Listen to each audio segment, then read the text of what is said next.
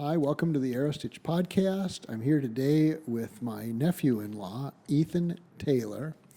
He's a lifetime motorcyclist and also was an Aerostich Rider of the Month a year ago, 2 years ago. Yeah, I think last year, yeah, last summer. And I think he's an interesting fellow, and I think you'd like to meet him. So let's get started. Welcome to the podcast. Hey, Ethan. thanks for having me. I'm honored to be the first one. This is a lot of fun. Well, we're certainly going to make some mistakes today, I'm sure. That's all right. So, introduction is we met after I married your Aunt-in-law, yeah. Your aunt-in-law, Molly. Yep. She's told me a little bit about your upbringing and your background. Sure. Tell me a little bit about it. It's pretty amazing sounding stories. Yeah. So I am one of 10 children. I'm number 8 of those 10. And say mom and dad were not Catholic, as most people ask. And there are 9 boys and 1 girl. Wow. Yes. So it's a very big, busy family growing up. Did you work from a young age? Most kids from large families had to work and bring a little money in right away. Yeah. I remember what I would consider my first official job was gutting apartments for a friend, and I was making good money. It would have been close to $8 or $9 an hour, which at age 11 or 12 wasn't bad. And you put it all into savings for a motorcycle, no doubt. Nope, I'm pretty sure I put it into Mountain Dew and candy. Was there any other riders in your family? Let's see. So the closest thing we have to a motorcyclist would be my brother Abe. He actually was a professional cyclist in California primarily, and he was very close to actually racing Lance Armstrong, and he hit a deer on his bike, they said, going about 55 down a hill, and it was a easy day for him. And so he hit a deer on his bike in California, and he wasn't wearing a helmet that one day because he was like, "Oh, I'm not training too hard today." And he went over and just cracked open the back of his skull and really had some ramifications after that. So How long ago? Oh man, he probably... And how much older than you was he? Is he? It was probably like 10, 12, 15 years ago. And he is at least, let's see, Bo, Luke, Zach, Abe, Jesse. Yeah, he's probably about 8 or 9 years older than me. How's he doing today? He's good. He's very good. And a helmet wearer, I'm sure. Yeah. His kids are always wearing helmets, so. Cool. So no real other motorcycling influence. How did you end up being the motorcycle guy in the family? Well, I was thinking about that kind of leading up to this podcast, because I was like, how did I end up where I'm at, and why do I love it so much? So going back as far as I can remember, the first time I hopped on a motorcycle was at someone's farm, and I was probably 7. It was like I'm guessing, I don't know anything about the bike. I'm guessing it was a 50cc bike. I'm not sure. They would just use it for putzing around the farm. And that's what I learned to ride on. And I remember riding down along the fields, crashing like 2 or 3 times as I'm trying to like take corners and just biffing it, getting the wind knocked out of me. I did have a helmet on, so that was good. But that was my first taste of like being on 2 wheels motorized. Did you ever get any feedback from your parents about being careful or wearing a helmet or doing this or doing that? So that's what's interesting from being from a family of 10, is that by the time I was born, I'm number 8, right? And so they've had all these years of experience with their older kids, and there's still jokes where they're like, "You guys don't have the same parent we had," and that kind of thing. Right. And so I think by that time they had actually gotten pretty relaxed on things that like I can't control. They would still give advice, like make sure you wear your helmet, and like they would let me know that they would worry on occasion, but it was not what you see in the typical, like if my son was going to go get a bike and my oldest, I would be like, all right, we got a PowerPoint we got to work through here and make sure that you're actually equipped for this, buddy. before, since you mentioned your son, how many children do you have now? I have 5 children. And what are the ages? Let's see, 8. Oh, we'll start at 10, 8, 6, 4, and almost 9 months. And my understanding is they're all boys except one. Except one, yep. So we had 4 boys, and then finally had our daughter, and so then we've kind of wrapped it up from there. We're like, we're good. It's a little trial and error. Well, that is a lot. That's a lot of kids to be managing for you guys. Any sense that they're interested in riding a motorcycle? How's a 10-year-old? The 10-year-old, he already had a motorcycle accident. We had a neighbor of my in-laws had a 50cc bike with training wheels on it, and I don't know what you would call it, but like a throttle modular that wouldn't let it go past a certain point. And one thing I saw when he was going up and down the road, I was like, oh, he's getting like target fixated on what he doesn't want to hit. And then all of a sudden he's like steering towards it. And so it would go slow enough that I could keep up with it. And he had done a few runs and was doing great. And so I didn't run with him on this one. And he's driving back towards the driveway, and there's a car parked in the driveway. And pretty soon he just starts slowly veering towards the car. He's staring at it, just full whatever throttle he did have. Smashes into the side of the car, and $3,000 later on car repairs. Are you serious? $3,000? Yeah. Wow. He hit it pretty good. How was he doing at the time? He was pretty shaken up. He got hit pretty hard in the groin, and so he took a rest for a while, but he's hopped on the bike with me since, and we've gone around the block and stuff. So And some of the younger ones interested also? Yeah, yep, definitely. The second oldest I could see being very much into it. All of them want to ride with Dad, so I think they're all interested to a degree. It'll be interesting to see who like really kind of goes that direction. I remember your wife talking to me about your family's motorcycling when we were in a large family gathering for about 5 minutes. There was about 30 of the extended clan. And Yeah. she was asking me what I thought about all this, and I don't remember what I said or anything. But she's not a rider and doesn't come from a background with riders. So. No, yeah. So I mean, we'll get into the story later, but yeah, if it wasn't for motorcycles, I don't think I would have met her. So Later I want to hear that story. We'll leave that aside for now. So, a little more personal background. Do you have a high school education, a college, trade school?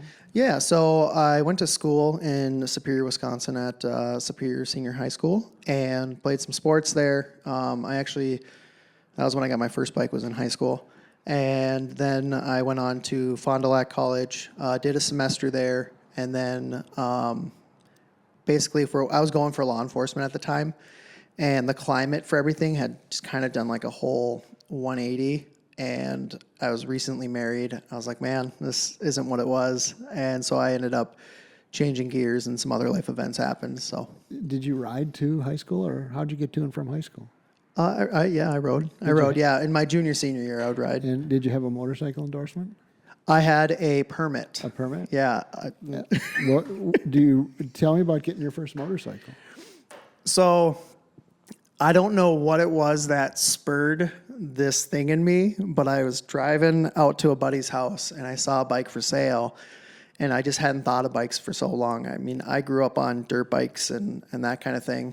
I had never had a bike on the road, and when I drove by this bike, it was a 1995 Ninja, which was, I was looking at photos today, and I went and pulled up, and I was like, I think he was asking $500, and it ran. And I was like, what? And so how big of an engine was this one? I believe it was 600. Perfect starter bike. Yeah. And any 16-year-old high school kid, permit, 600 Ninja, whether it was $500. No road experience. What could possibly go wrong? Yeah, well, my parents actually came with me to pick it up. So my dad was, I think, more worried than my mom. At least he showed it more than my mom did. So, well, a 600 Ninja in a 16-year-old kid is usually a recipe for problems. Yeah. Yep. That one, it was, I don't know if it was just because it was so old. I'm not like a gearhead, and so I don't know all the ins and outs and the mechanical side of everything. And so to me, it was like, does it run? And it was a lot of trial and error on that bike. I mean, I thought when I bought that, then it was because I thought it was cool. It was. Yeah, it was. It was cool pulling up on a 1995 Ninja, and I practiced wheelies probably more than anything else, and couldn't take a corner to save my life. I mean, I took it slowly, and then U-turns, that's totally out of the question. In fact, that's how I spilled that bike, was doing a U-turn. So, yeah, it was a lot of ignorance with that. So did you take your test for your full motorcycle driver's license on that bike? no, so I was finishing up. I think I got that bike in my junior or going into my senior year. And so I had just done a permit test at the DMV, and I was like, oh, I'll just get by with this for now. And so I rode my permit through the summer, didn't ride really in the spring or fall too much. And then as high school was ending, I ended up selling it and was planning to go into the military. In fact, I was like one visit away. The people, like the recruiter had met my parents and everything. And my brother kind of on a whim was like, hey, you want to go to Alaska with me and go work for a summer? And I was like, sure. And so I was trying to make some money before I left. So I ended up selling that. Well, that's I got it. And you did go to Alaska, and Yes. Yeah. did you? A lot of people from around here that go up there work for the fishing business. Mm-hmm. Is that what you did? No, so I was the government had an initiative where they wanted everybody to have high-speed internet, telephone, cable TV, all that. And so I was installing fiber optic cables. So that looked really glamorous. I was hand digging trenches for about 12 to 14 hours a day, hip wide and hip height in people's backyards for the majority of my time there, which is very rocky ground. And that was in like the valley area, Palmer, Wasilla. And then a nice gig came up to do aerial work. And so I ended up going to Ketchikan, Alaska, that was so much fun. So is aerial work mean like high towers? No, so it was like bucket truck stuff. Okay. And I was a groundy at that point. So I was either spinning a stop slow sign or I think it was called a thrasher. So it's actually what attaches the cable to the telephone line. I would be bushwhacking. We'd throw a rope over, and then I'd have to crawl through everything. If it got stuck up in a tree, I was the one climbing it, grabbing the rope, throwing it back down. No motorcycles in that. No, yeah, unfortunately not. Unfortunately not. What brought you back home? What brought you back here? So it ended up, I went up there with my brother and a couple other friends. They all left early while I was in Ketchikan. And so it ended up getting pretty lonely, and it was towards the end of the season. And so I was like, oh, time to go home. So I ended up coming home, and I was kind of a nomad for a bit and pretty lost, I would say. And what better way to find yourself than buying a bike that is begging you to hurt yourself? I like to hear that story as soon as the loud bike passes outside. So we're, by the way, in the luxurious Aerostich facility in their luxurious conference room. And we get some noise from the street from passing traffic sometimes. So you bought a bike, another bike.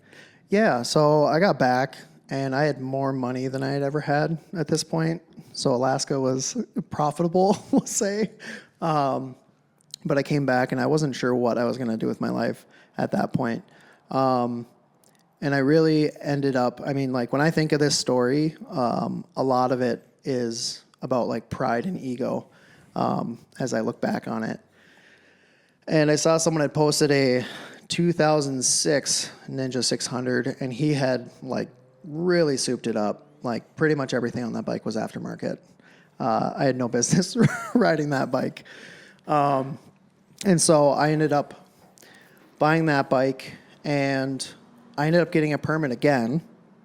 So in Wisconsin, you can get a certain amount of permits. And so I ended up riding on that most of the time. But really, really quickly, I was riding way out of my skill set on that bike. I mean, again, kind of reminiscing about that time. There was a lot of near accidents and just, Yeah, everything was kind of about me. Is how I like to kind of look at it. Like the world revolved around me, and yeah, it was. Before we started this conversation, just from being in the same family, I know a little bit about the story of your major accident. Is that when this happened, your major crash? Yeah, this is what kind of leads up to it. Okay. Yeah, this will be the bike. That's a good story. I'd Yeah, like to hear it. yeah, absolutely. So leading up to the accident, there was just a lot of. It was the same ignorance from high school, but on a bike that could do way more. And like full transparency at this time, like I thought I was the hottest thing walking. I was riding so people looked. I loved being on two wheels. It was an escape from everything at the same time. I would use it to go to the cities and back. My hands would go numb from being in that aggressive position. And I would just ride from there to see friends. Like I said, kind of a nomad. I would ride from there to St. Cloud because all my friends were. These are distances of 2 hours to 3 hours of riding. Yeah. And so I would I basically bounced from college to college going to see my friends, and I used to make this joke that we're all college-aged kids because we aren't all college kids if I wasn't in it. So so I'd do that quite a bit, and it would just be from like that, and then kind of living for the weekend, doing parties. I was working, doing landscaping in the cities. My brother owns a landscaping business, and so I would work with him, come home on the weekends or do long weekends. And did you have motorcycle riding friends at that time? no, I didn't have anybody that I rode with. And I'm kind of that nomad thing where I don't really enjoy riding with people too much. Right. But yeah, so leading up to this wreck, a buddy who is a videographer and he was just starting out, but he's a very successful videographer, works with some really big companies now. He had mentioned doing a video of me on my bike, mounting stuff to the bike, wheelies, corners, kind of all of it, and just shooting this kind of like action shot video. And I was like, yeah, I'm all in. That sounds great. Like, more eyes on me. And so, I mean, I was wearing low, just to give like where I was at on safety. I wore a helmet. I did have a biking jacket. I was wearing regular blue jeans, like low top shoes, like below the ankle shoes. And we went out one day and we went to like Cook Park, I think it was, and I was doing wheelies there. They weren't around, but I actually almost went into the ditch on that one, coming up to a corner too fast. I was skidding. And then, I mean, to put it in a nutshell, just driving recklessly, I would say. And we were... You're about 18? I was probably 19. 19? Yeah, 18, 19, somewhere in there. And we were on Seven Bridges Road, which you may be familiar with. Yep. Very tight, windy road, narrow. Yeah. Stone bridges. Yep, stone bridges, all that. Very mature trees everywhere. And before we did a shot, especially if it had corners, I would want to do like a test run essentially. And so he set up the camera. He wanted me to do a flyby. So just get really close to the camera on the side of the road. And it was basically a corner that came in straight away over a bridge and then a sharp left corner. And the faster you go, the sharper that corner is. Well, I did my test run and I was like, okay, that was a comfortable speed. That's fine. And whatever it was in me, when I went back, I started to approach the camera, and I mean, I was basically full throttle. And there's not a lot of long straightaways on that road. And we had a GoPro mounted facing forward on the bike, the gas tank, and I think I was at 87 by the time I passed him. And as soon as I was kind of laser focused on him and where he was because I wanted to, get the shot. And as soon as I passed him, I look up and I'm like, there's nothing I can do. It's too late. You're out of road. Yeah, I'm out of road. And so I wasn't out of road, but at that speed I was out of road. So I locked up my rear tire, front tire, and skidded for a while, got the wobble, and then I don't even know if you'd call them ditches, I'd call them hills, especially where I was at. It was probably like 20, 30 feet down. Like I said, big mature trees there. And as I did the wobble If you watch the video frame by frame, you can actually start to see me go up and over the bike as the bike goes to the right. And the GoPro fell off when the bike went off the road and landed looking straight up at the sky, and it's just eerily quiet. And I'm in the air, and I get chills thinking about this story. I'm in the air, and for the first time in a long time, I start to realize, like, I don't have control over what happens next. Yeah. I, again, kind of thought the world revolved around me, and all of a sudden I'm this leaf in the wind, and I'm headed, I'm guessing, around 50 miles an hour towards these trees in the air.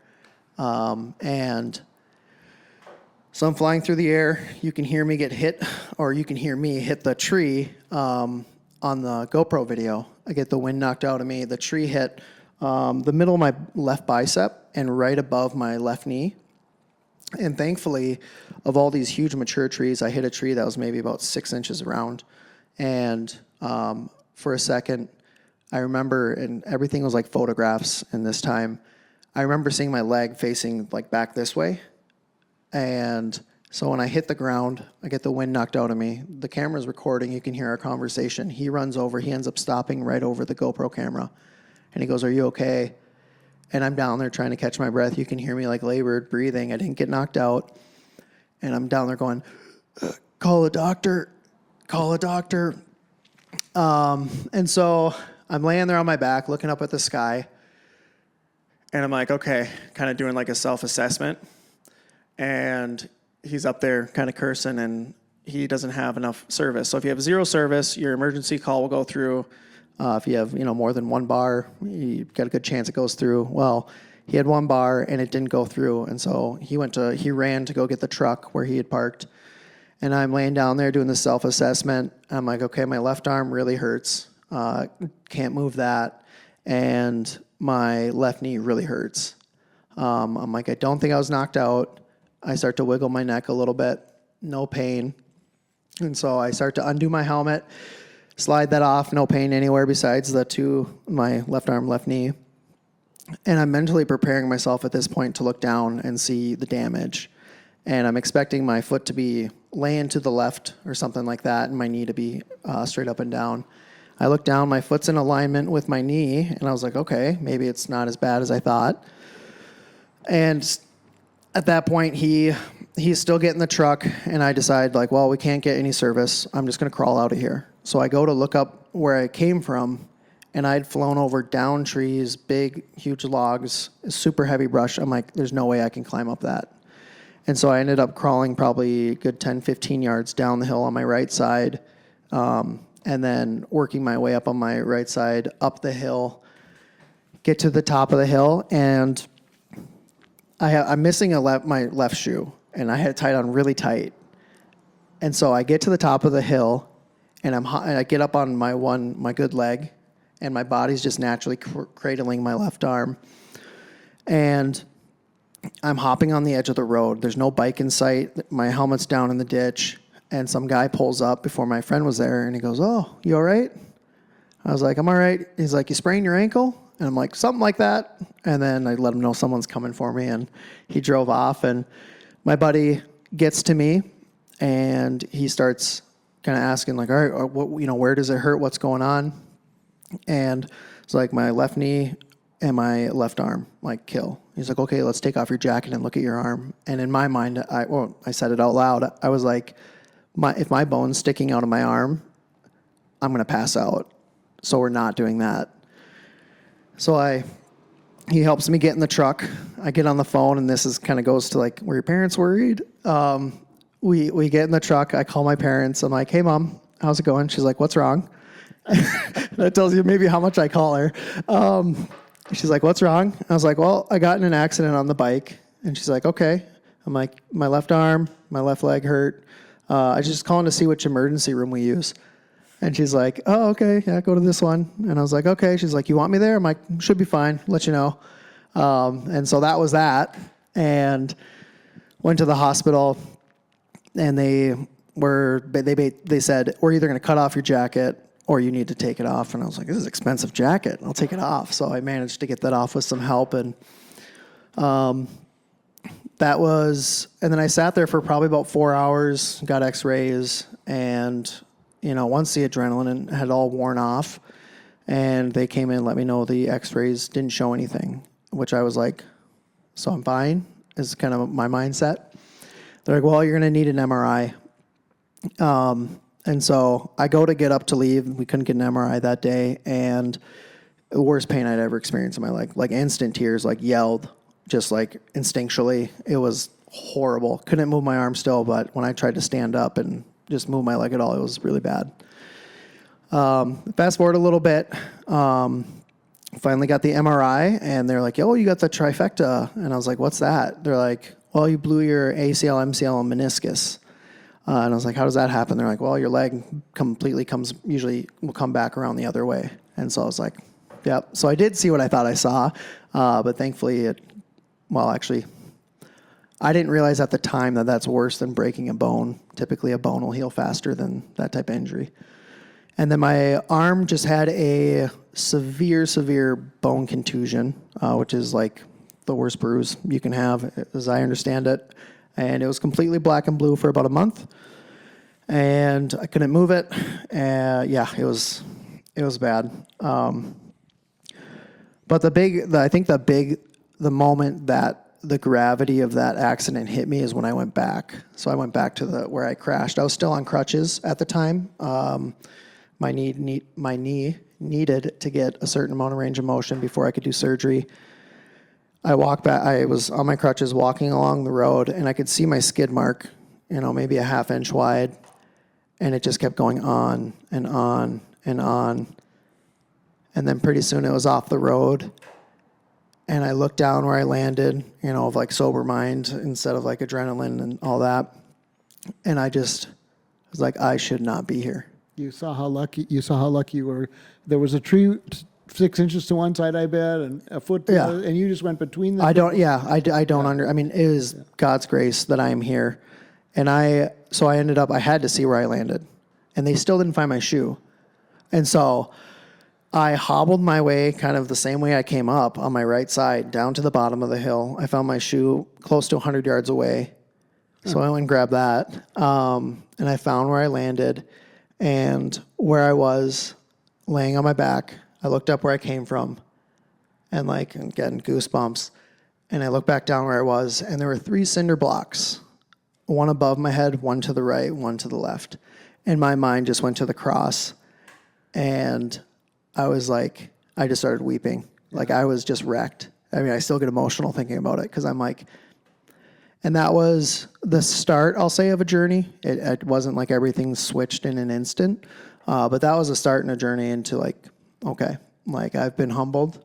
I see that I'm here by God's grace, right. And other than that, I'd be gone or paralyzed. Yeah, I'm here for some sort of reason. Yeah, exactly. But yeah, that was one of the most humbling moments of my life, and it ended up. So I had to get a desk job. Did you have any questions about any of the accident? No, actually, that's a far more detailed story than I was anticipating. Oh, wonderful. But the details are great. Is your wife, were you dating her at the time? No. So this is the part where I get to laugh and go, see, my bikes are good. So I had to get a desk job because I needed surgery on my knee. It was going to be 6 to 9 months or a year for recovery. And so I started working at the local YMCA here in town. And with that, I ended up, my wife was already working there. And so I ended up meeting her at the front desk. She was not thrilled I was there because I had a bit of a reputation at that point. And just over time, we did more and more talking and started to hang out a little bit. And it was right, and she was meeting me at my, I would say, lowest point in a lot of ways. Just kind of everything had been toppled down. Pride comes before the fall is what I think of. Where it was I was really low and did not know what was going on, but I knew how I didn't want to be anymore. And one night while she was closing, we were talking, and she just started sharing her heart on it's time to do life right and stop with all the crap that's just living in high school, even though we're out of it. And in that moment, I was like, I'm going to marry this girl, and I'm done with all of it. I told all my friends, I was like, I'm done partying, chasing girls, drinking, just any swearing, all of it at that time. And only one friend believed me. We're great friends to this day, and which I don't blame. I don't blame the ones that didn't believe me. But yeah, it just totally shifted the trajectory of my life in a really positive way. Can I circle back now to Yeah, some yeah. of the motorcycling questions? Yeah, please. So, how long until you came back to motorcycling? How long of an interval after that? So I know you got married, you started Yeah. having children. There was no motorcycles when we met, I don't think. no. So after I crashed, my friends had recovered that same bike, and I was dating Alexandra, now my wife, at the time, and I was determined to fix the bike and then re-ride that road and then sell it was my plan. So the subframe was completely destroyed, exhaust, all sorts of little things here and there. And that was another one of my great life lessons, because I'm not a mechanic. I'm not a gearhead. It's not my natural ability. And so I was staying at my best friend's father's house, who's a master mechanic. And so every day he'd come home and pour over all these questions and kind of expect him to do it. And one day he comes in stone cold serious and goes, "It's a bike. It's not that big of a deal. You can figure it out." And I've used that like principle in so many things. Remodeling my house, it's like, it's a kitchen. I can do this. And it's helpful when you raise kids, too. Yeah. It is. So I ended up rebuilding that bike. I rode it while we were dating for probably 2 months. I went back to that road, rode that, and then maybe a month, 2 months in, I started riding recklessly, and I'm like, I'm not mature enough to ride a bike, which is kind of like an interesting thought to have, because it's self-awareness. it's it's like you recognize you're not mature enough to do something, but like by saying you're not mature enough, then you think you would be mature enough.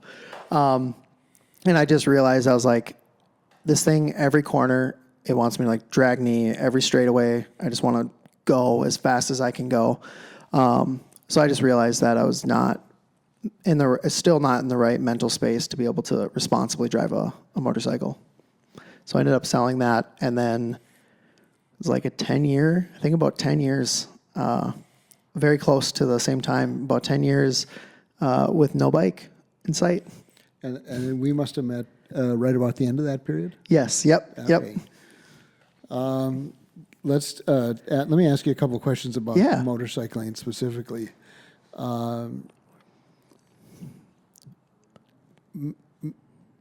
Do you have a favorite motorcycle? That's a good question. I would say in a lot of areas, I consider myself to be very much a novice, like very new at everything. I'm discovering a lot of things that I like or don't like as time is going on. I don't have a favorite besides the one I'm sitting on. I have some ideas on I'd like to maybe for the next bike look at more of an adventure bike, but I don't have anything specific yet in mind. Well, tell the story about how you decided to get back into motorcycling. I think that's about the time that your wife at the large family gathering was asking me what I thought about motorcycle riding. Yeah, that's exactly the time, because we were basically trying to decide on whether it was a good idea or not. Yeah. So my brother and I own a business, and as we do landscaping, tree removal, hardscaping, that kind of thing. And the vast majority of my job is driving within about a 60-mile radius to go do bids and quotes for potential customers. Plug your business before you go on. Sure. Taylor's Landscaping and Outdoor Services. We have a website you can visit, Facebook page. You can text, call. We're pretty much available on anything. So, and we do a wide range of things. So if anybody ever needs any of that, feel free to reach out. Okay. I should look right down the barrel of the camera for that one. That's right. Okay. So getting back into motorcycling, your wife was part of that decision now. Absolutely, yes. So I Ben and I were having a conversation one day. That's your brother? Yep, but he's a co-owner with me. And we were looking at how much it cost. And I think you actually had some ideas against the cost benefits of this. But we were looking at the cost of driving a car around to all these bids, or a truck, if that's what we were using. How many a week typically would that involve? How many what? How many bids did you do a week typically, on an average week? Make up a number. Yeah, I would say, 10 to 15 at least. And 200 miles a week of driving? Yeah, pretty easily. Something like that? Yeah, very easily, yeah. 300 Yep. miles a week? Yep. There's places I go that are an hour and a half ride. Okay. So, yeah, so he and I were talking about it, and he was like, hey, what do you think about getting a motorcycle? And it was just totally out of the blue. And I was like, my reaction was like, no, that doesn't make sense. And then he was like, well, think about it. And he's never ridden a bike, so I don't know where this came from. He's like, well, think about it. He's like, only 2 wheels to take care of. I'm sure oil change is lower.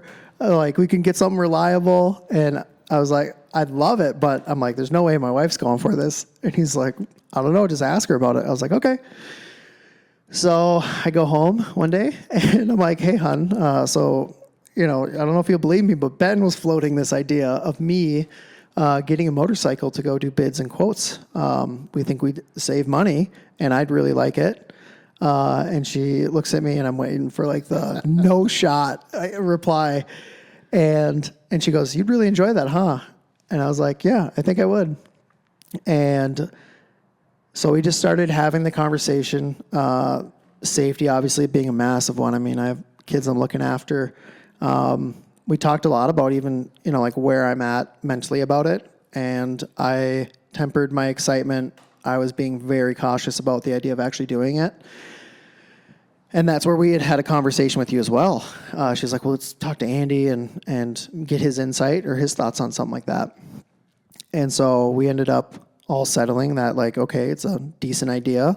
Well, let's with some buts. A few concerns. Absolutely. And so I started looking around, and I think for me, looking around, I was like, one, I don't want a bike that is begging me to go fast everywhere I go. Yeah. I knew I wanted something smaller, as just kind of a somewhat of a buffer, safety buffer, against my own mental headspace. And I wanted it to look utilitarian, something that looked like it's for work and not for play. Yeah. And so I like the idea of a cruiser, but not big bags and that kind of thing. I wanted some kind of agile. And I landed on, as I started looking at those styles of bikes, I found the Honda Rebel 500. The new one, the liquid-cooled one. Yep. 2021. I think I got it with 1 or 2 miles on it. For steel. We actually had to go to South Dakota to find one. And my family came and picked that up with me. It was great. And so that's the bike I'm riding now. And the limits of that you find very quickly. And I mean that in a good way, where it's the guidelines here of what this bike is capable of, it's not that you don't have a lot of play. It's a safe, I would call it a safe bike, if there is such a thing. Well, and also when you're on a 2-lane highway at 55, signed at 55 miles an hour, it's working pretty hard. Yes. Yep. So. And so I think the fastest I've had is 75 miles an hour. And I was like, yeah, that's all she's got pretty much at that point. Yeah. So, and what's interesting too is that that voice or that tendency to want to go fast is still there. And it's something that I temper and have to, it's the temptation to weave through traffic, unpredictably, I would say. What's the happy speed for that bike? Where's it happiest? I would say probably around 45. So it's best for around town, but do you still take it on the roads? Oh, yeah. Do your estimates? Oh, yeah. Yep. And how do the customer, not many people would try to sell tree service work from the saddle of a motorcycle. Yeah, well, I like to tell people, I'm like, climbing and removing trees is the most dangerous job in the world. And so me being on a bike, I'm like, this just kind of reinforces that, not exactly risk adverse. surprisingly, because you had actually mentioned that, and it was very interesting that you had mentioned like the customer perception side of it. Yeah. And at least the people, I would say almost every home I pull up to, hey, nice ride. Oh, what is that? Oh, I was expecting a big truck. And so it spurs this conversation that's actually a lot of fun. I'm like, most of the time it's about gas. I'm like, it's a lot more expensive to drive that, 3/4 ton here than this. How much miles per gallon does this bike get? I would between 45 and 50. And did your brother run a spreadsheet on this versus the truck?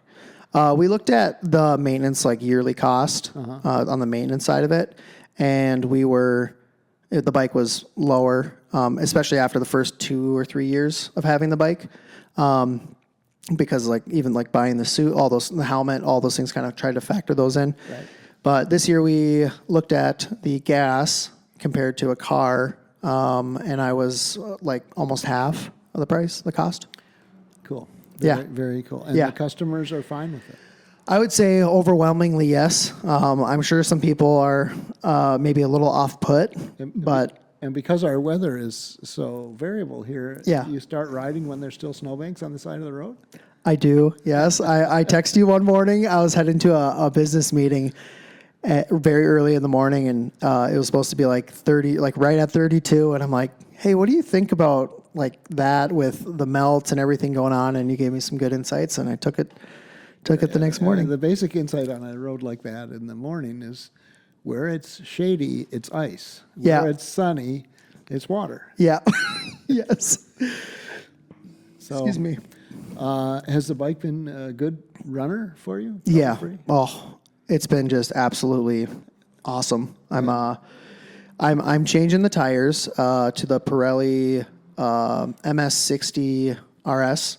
It's the closest thing I can find that's got a little more aggressive tread on it. Because some of your customers are on dirt roads. Oh yeah, they're out in the sticks. Out in the sticks. Yeah, we do a lot of lake properties and stuff. Yeah. And so I'm out there on sand and gravel, and right now it kind of feels like I'm a little too loose. What I'm sure you are. What future goals for as a rider do you have? You never were a touring rider or an No, nope. adventurer. Yeah, so I haven't done any of that. Since I've had the bike, it's basically been work. And because I get to ride so much because of work, I don't really make weekend trips with the bike and that kind of thing. Those are for your kids. Yeah, yeah, that's what it will be. And so I think as far as goals, I think the thing that I've been really enjoying about the process of starting to ride again is really figuring out what I like. It's the same principle I used when I got into archery season. It was I'm not going to go out and buy the best of, the flagship bow in this case, until I use something and figure out what do I like, what don't I like, what do I want more out of it. And so that's where I'm kind of learning about what I want to actually have long term and going forward. And so I was very impressed when you showed me the bike. You'd had it a few weeks. And you had a wonderful vibration-resistant mount for the phone. Yes. That's very hard to find. It's an Yeah. unusual type. We don't sell it. And then I had to go out and buy the same mount for my bike. Are you liking it? Are you enjoying it? Yeah. I mean, especially with the iPhones, it'll vibrate and ruin your phone camera on there. So Unless you have a real Yes. anti-vibration Yep. mount, which this one is. yeah, it's been wonderful for me. Definitely. So you're very busy raising a family and working. And riding a bike just fits right in with that. Yeah. And for me now, I think the big shift as I kind of reflect on the type of rider I was then versus now, is basically it went from the world revolving around me to I don't exist on this road and I need to be fully intent. I ride at maybe 50% skill level so that if something goes wrong, I can make adjustments and still be within my skill set. Right. And I've had a few cars that have tried to merge into me at times and the heart gets pumping a bit, but because I'm predictable and I'm expecting if I'm going faster in this lane and nobody's in it, a car's going to want to go faster like I am. And so that's helped quite a bit, the mentality around it. has definitely changed. Much more humble. And you're teaching yourself as you go. You didn't go to a rider training skills class or anything like that. Or did you? So I finally went to an MSF course in lieu of just going to the DMV and taking the road test. And I cannot recommend that enough. It's the slow speed stuff, almost all of it. Emergency stops, super tight cornering, any U-turns, like things, all the things I didn't have a skill set for. It was a really good environment to learn those things.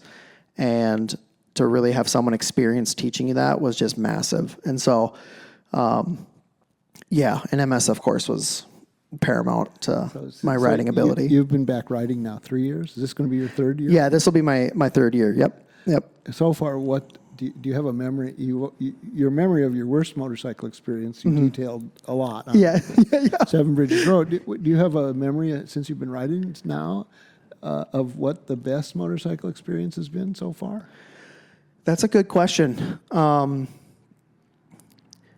think for me, it was like I used to get on a bike to escape, and now I get on a bike, and it's like, it's the accumulative time you spend on it, whether it's in rain, whether it's just super hot out, whatever it is, like being able to go out and ride and experience like that freedom and a solitude in a sense. Yeah. It's the accumulative of all that. I mean, coming across the bridge, looking at the sunrise, like like being on a bike early in the morning. Yeah.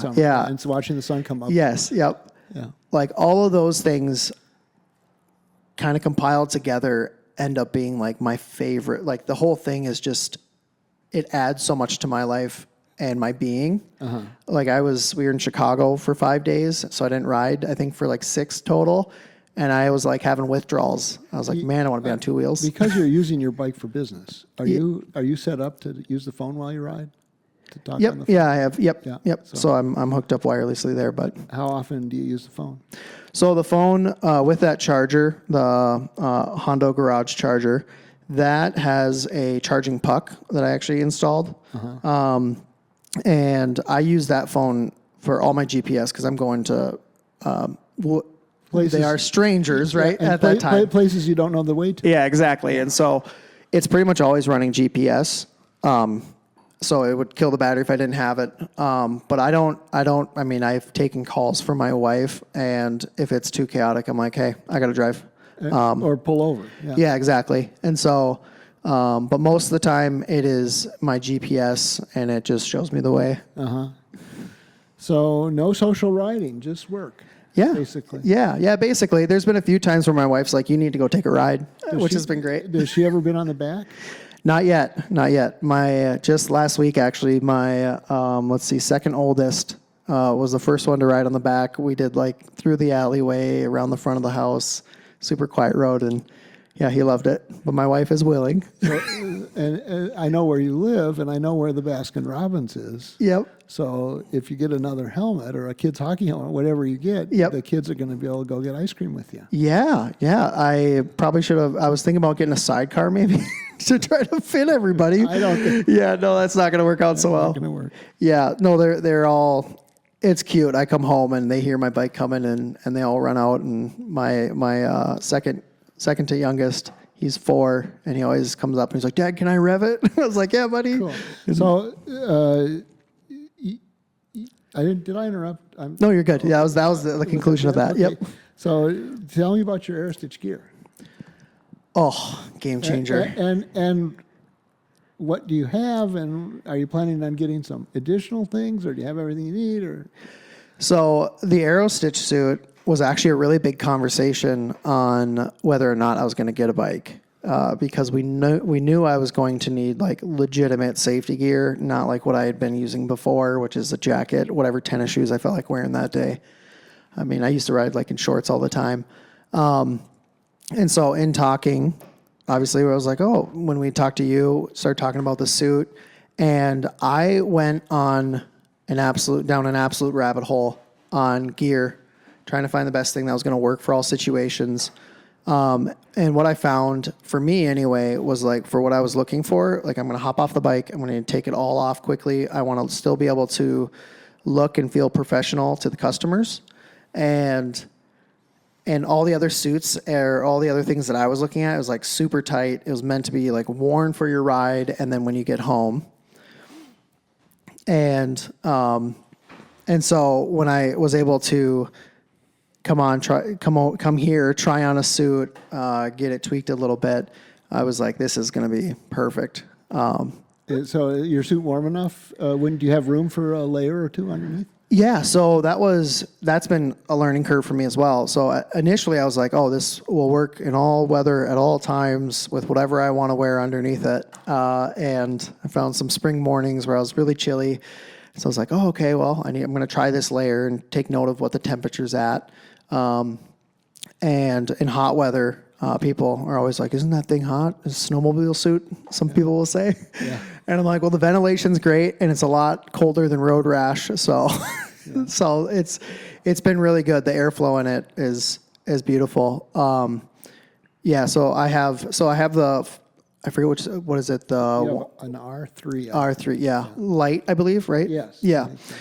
And then as I encounter things, like I came to you one day and I was like, hey, have you guys thought of anything to like help, like the last, half inch or 1 inch of my pants will get wet when it's downpouring.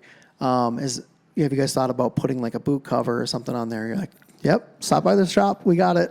Okay. So I've added that. That stays on my suit the whole time. Yeah. I have the neck gaiter, like the bandana style one. Because the cold winter or the cold spring mornings and fall, that's been super nice. And I have the visor protector so I can keep both my visors with me at all times as well. What's on your shopping list? Every time I come in here, I end up spending money, so I didn't spend too much time downstairs. But when I was here initially, I was very interested in doing like the leather jacket and then buying maybe some riding specific pants. And so I've been teetering on just having a little more variety in that sense when I'm not doing work stuff. If I'm going out on a date with my wife and we're both riding, I would say that's probably the biggest thing. But the biggest adjustments I've had to make is figuring out what I need to wear for what weather, finding out what you guys have that helps in that pursuit as far as being comfortable. And then when I've got to, get extra insulated gloves or different shoes, then I go after that. So well, I've been to your house and it's pretty chaotic there. Yes. So how do you manage all your gear when you're home and when you're not riding, so that the children don't remove it from where it is?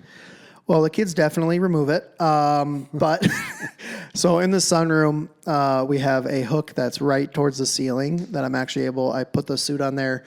That room is typically warmer than the rest of the house. And so if it's been raining, it dries it out really nicely for me. And then I have a specific shelf kind of tucked in a corner that I have my bag, my helmet, my gloves, everything kind of laid out so I'm able to grab it and go. And your bag contains the estimating forms and stuff like that? Yeah, so I have an Apple iPad Pro, and then I have a tool that's called a Mosier, which is like the best thing in the world. It measures all of our job sites. It gives us our X, Y, and Z access if we're doing landscaping stuff, and stores that digitally for me. And then I have a tire repair kit in there. I bring both sets of gloves at all time, just in case it ends up being colder. But that keeps all my estimating stuff with me. And after the job has been sold and the customer says, come on Wednesday, do you ride in the truck with the chainsaws and all the rest of your equipment, or do you motorcycle over there and then switch? Yeah, we've made jokes about putting a holster on the bike for a big chainsaw just for fun, but typically I will actually usually meet them at the job site on the bike. And then switch into your safety gear. And exactly. Your harness. Exactly. Yep. I'll switch from one set of safety gear to another. Well, that keeps you young. Yep. What do you think the future of motorcycling in America is coming up? What do you think? I worry about where it's going. It seems like parents have gotten hyper concerned, and I've been guilty of it at times, about different things. But like hyper concerned about people riding, people are more distracted while driving than ever. Yeah. I've noticed that since I started riding my bike, like I do head checks in my car now, like without thinking about it all the time. It's made me a better driver. When we're at a stoplight, when it turns green, I still check both directions before I start going forward in my car. And so there's definitely some merit in the concern, but I think it's really having an impact. And with the kids I see riding, they're fast, and I look at them and I go, I've been there, and I literally pray for them because I'm like, dude, that's scary. Right. We're winding this up now. Any favorite motorcycle movies? I don't think I have a favorite motorcycle movie. One of my favorite things to watch is TT Isle of Man, though. That was just this weekend. Yeah. So I'm gonna go try to watch a replay of it because that boggles my mind watching those guys ride. It's crazy. It's the oldest motorcycle race, I think, in the world. Mm-hmm. Been going on for 130 years or something. And I think 250 people have been killed on that. Yeah, on that there's an average of like 1.9 deaths per year. Yeah, and the roads are like Seven Bridges Road with the stone bridges and yeah, stuff. It's like, except they're going 200 miles an hour. Yeah. Yeah. So as far that's probably like what I'm excited to watch. As far as related to motorcycles, yeah. Have you ever seen the videos of expert riders going around that course with the camera mounted on the bike? Yes, yeah, and I had to show friends. Yeah, it's I was like, unbelievable. can you believe? Like, you can't. Yeah, it's unbelievable. It's just a blur. Yeah, Yeah. it's pretty amazing. Are you on any motorcycle chat forums, or are you only on the tree service chat forums? So I like to peruse, especially when I'm like, I start trying to figure out things with the bike and different improvements I want to make on it. I'm probably kind of more or less done with improving the bike. But when I'm Googling, I always end up in chat forums, and it's always interesting to see. There's nothing that I will come back to consistently as far as the forum side of it. But one thing I probably put in 80 hours at least. But when I knew I was going to get on my bike, I started looking for channels on YouTube on how to ride safely. Yeah. And kind of like the tree business, people will, laugh. They'll send me videos of tree fails where everything goes horribly wrong. And The tree falls on the garage. Yeah, the garage are worse. And I started looking at that more as like a student because I am doing that type of work. And so I saw some actual tendencies and what was happening and why people were getting in these issues and started applying that to work. And I found someone called Dan the Fireman. And he, I believe, was an EMT. And then he rides a lot, and he's got his own courses, I think, that he's doing now. But essentially, he watches like bike fail videos, and then he does like sometimes frame by frame, like after action review, and then how to like help people in a medical emergency, that type of thing. And he talks through with his chat and everything on what the person did wrong, and it's kind of very helpful. As long as we're talking safety up here on the 2-lane roads to the lake properties, you're in northern Wisconsin and northern Minnesota. Uh-huh. And do you ever have to avoid deer? I've had to avoid deer twice. Yeah. Yep. Any tips? I would say the biggest thing is actually driving the speed limit or close to it. Because both occasions, one was in the middle of a corner, and had I been trying to, push my limits or the bike's limits, there's no way I would have stopped. And the deer actually stayed in the lane the whole time. Basically until I got very close. And so I had enough time to stop and not go in the other lane to stop of oncoming traffic. And then I've had people cut me off, I've had a car directly next to me, push me almost into oncoming traffic. So I would say the biggest thing is really riding well below your limit of ability so that you can go higher on your ability in order to make the adjustments you need to make. Let me see. I think we've got everything here. I think Awesome. Our audience has gotten to meet you. Yeah. Thank you. I want to thank you very, very much. Is there anything you want to add before we wind it up? I would say the biggest thing is before you get on your bike, know where you're at with your mindset. You know, a lot of times the urge to go ride and be away from everybody when you're upset and angry, frustrated, is probably about the worst time to ride. And so before you get on your bike, do a quick mental head check, see where you're at. Are you going to ride well? Are you going to be aware of everything going on? Or are you going to be just in your own head the whole time? That definitely would be my advice and the last thing I'd want to leave everybody with. Well, thanks very much for doing this. Yeah, thanks for having me. And thank you for watching our first practice podcast. Maybe it'll go live. We'll see. I hope so. Yeah, me It too. was fun. It was real fun to do this with you. Yeah, thank you for having me. Thank you for doing it with us. Yeah, no Much problem. Appreciate it.